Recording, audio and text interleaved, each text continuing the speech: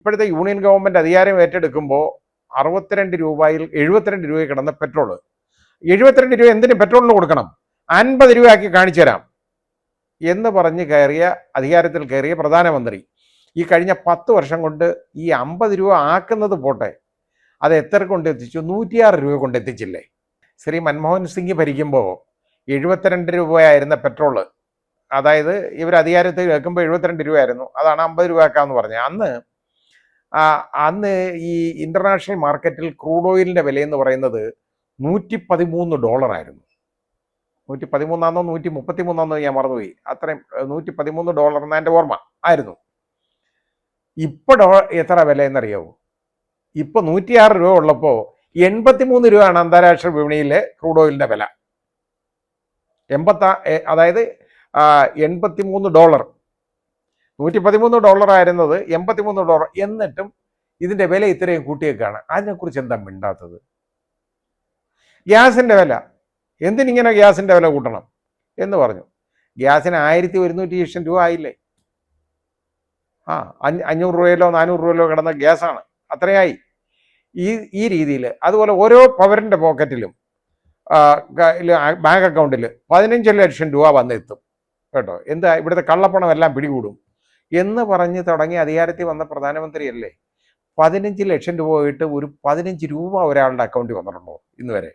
എനിക്കെന്തായാലും കിട്ടിയിട്ടില്ല. ഇനി വേറെ ആർക്കും കിട്ടിയിട്ടുണ്ടോ എന്ന് എനിക്കറിയില്ല. എന്തായാലും എനിക്ക് കിട്ടിയില്ല.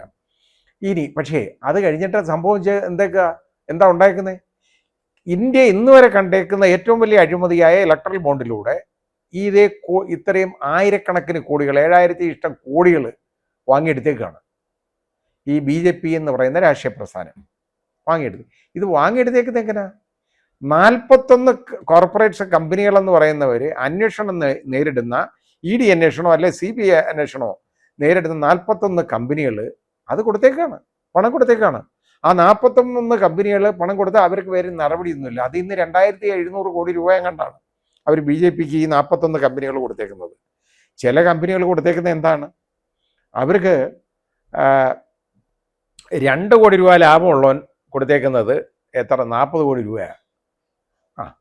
അപ്പോൾ അവിടെ തന്നെ കള്ളത്തരമല്ലേ? അതായത് ഇപ്പോൾ ഇവിടെ പറയുന്നു ശ്രീമതി വീണ വിജയൻ വാങ്ങിയെടുത്ത പണം ഒരു സേവനത്തിനും അല്ലാത്തത് കൊണ്ട് അത് PMLA മണി ലോണ്ടറിങ് ആകും എന്ന് പറയുന്ന ന്യായം ഇവിടെ ആപ്ലിക്കബിൾ ബാധകമല്ലേ?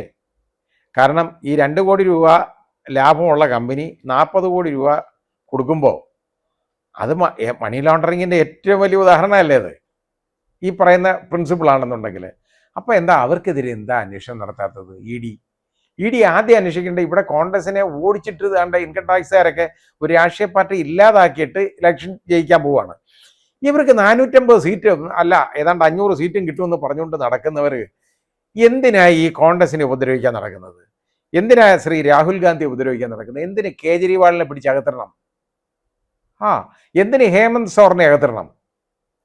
അതായത് ഇവരുടെയൊക്കെ ഇതിൽ ചവിട്ടിയാലേ കഷ്ടിച്ച് ജയിക്കാനുള്ള മാർഗം ഉണ്ടാകൂ എന്നുള്ള വിവരം ഇപ്പം കിട്ടിയിട്ടുണ്ട്. ഇതാണ് കാരണം.